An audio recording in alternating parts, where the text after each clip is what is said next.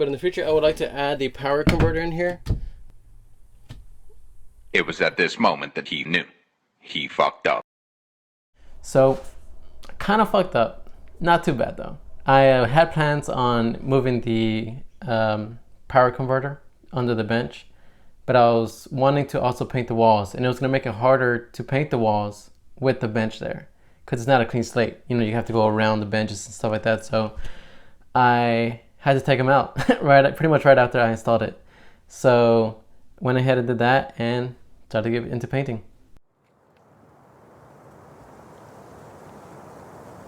Okay, so I am taking down the first of the 3 top cabinets. This one here had a speaker, it had a light, and then it had an outlet. So I wanted to figure out how I could take it down without having to break it all apart. But I mean, it's already broken apart. I don't know. But I figured out that there's screws all along the bottom, and then there's screws all on top here, and then there's some connecting here and then up there. I think this will be kind of easy to take down, but I am going to have to remove these wires before I do any of that because I don't want to damage these while I'm doing that. Let's get started.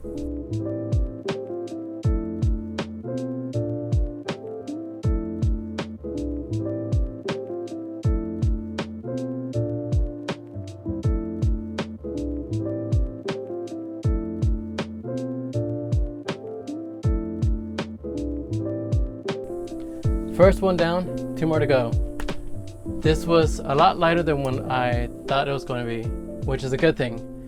And it's kind of funny, you can see like the discoloration of like a protected ceiling versus like what it was before.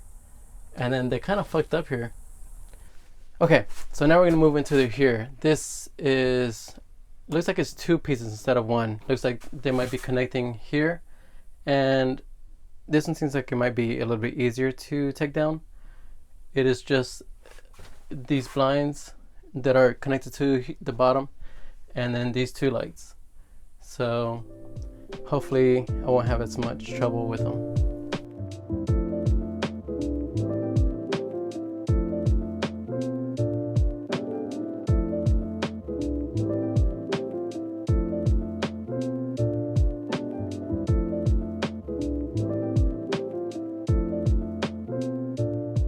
Last but not least, I am taking this one down.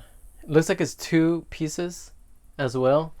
So this one here has 3 things on there. There's this light, there's a speaker here, and then there's this antenna, which antenna seems like it's going to be pretty easy to take apart because you can see the wire up there.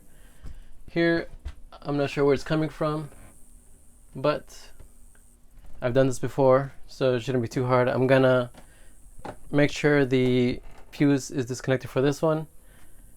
This one is where it gets scary because this one has all these sensors up here. So I don't know how many connections there are connecting to this. I'm sure it's going to be like at least 6 because there's this here, and then I guess whatever else is needed. I think it'd be easy to unscrew it, but I think like how to disconnect each one, that's kind of where I'm a little worried. So let's see how it goes.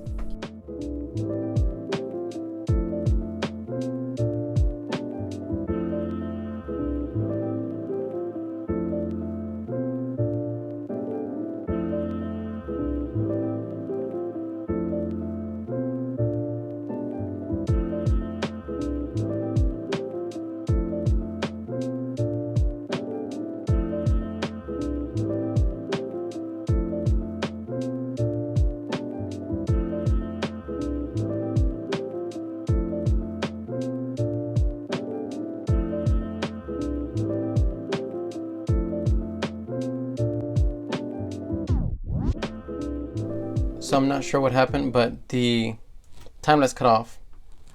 Sorry about that. But this is actually what connects all the sensors and I guess the electricals to the fan. And then this is the speaker, and here we have the light switch. So actually was pretty easy. There was this little thing holding up the fan after I screwed it off. but it wasn't that hard to just unscrew it. But yeah, that's about it.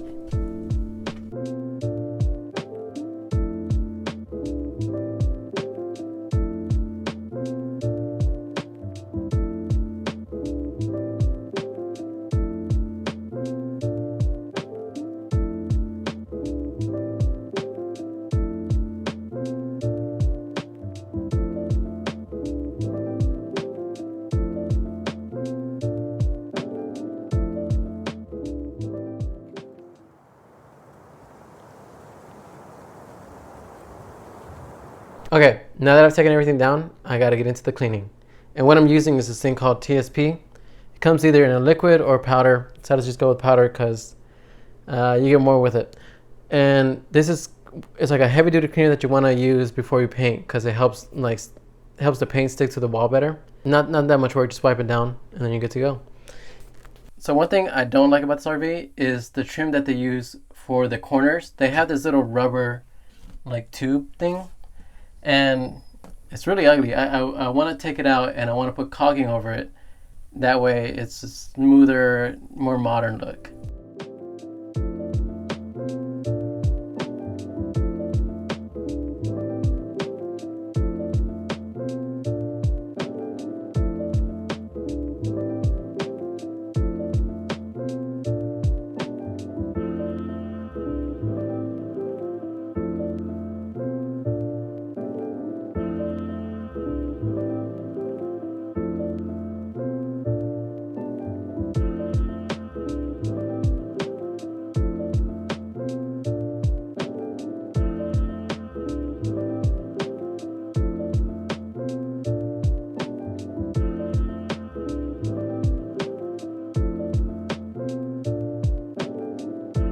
So for the painting bit, I went with like the most expensive bucket. I didn't want to like paint, 2 coats and like having to do all these other things.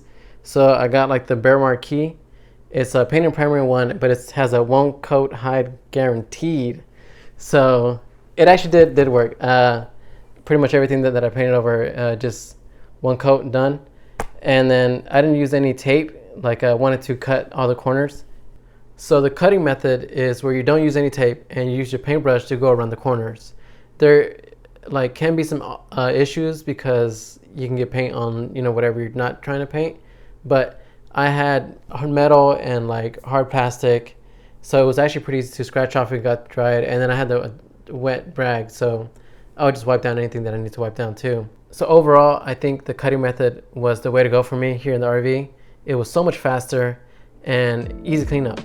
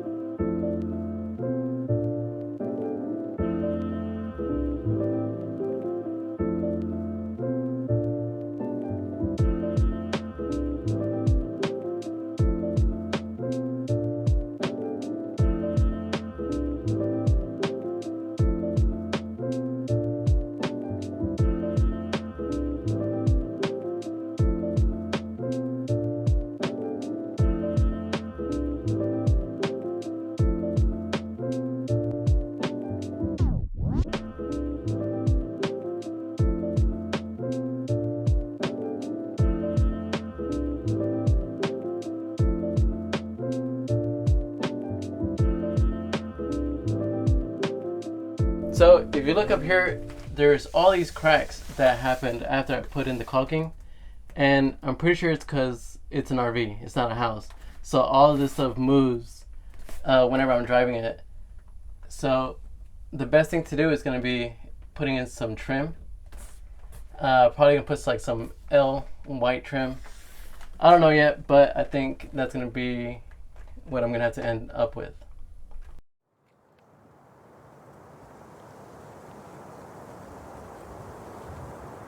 I am done with the painting. So I painted the walls and the ceiling. I didn't want to paint the trim, but then it was like kind of ugly looking. It was like white and then white on top, and then it's like this like yellow brownish like dingy. It was nasty. So I just went ahead and painted it, and I think it came out really well. I'm gonna show you some before and after pics.